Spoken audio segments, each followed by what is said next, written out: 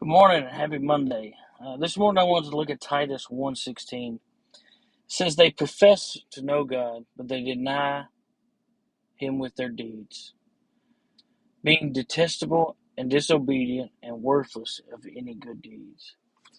So a lot of times that's what we tend to be looked at is as Christians,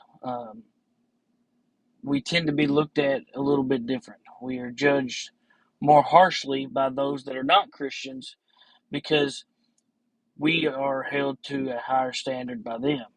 And when they see that we are not acting the way that they think that a Christian should act, then we are being disobedient and not living up to their standard.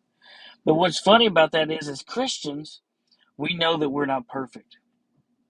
We know that we have faults and we still have sins. Just yesterday, we talked about that in church as we talked about how I am a sinner saved by grace.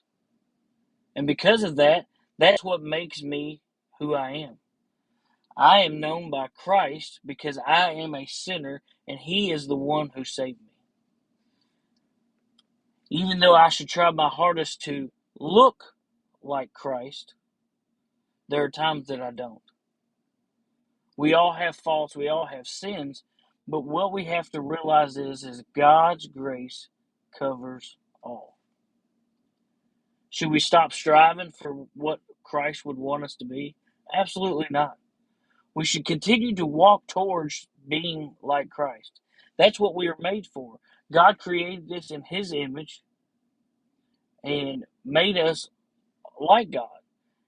We were blameless without sin until Adam and Eve had sinned. And once sin entered the world, God had to do something to make us whole again. And He did that by sending His Son to die for us on the cross.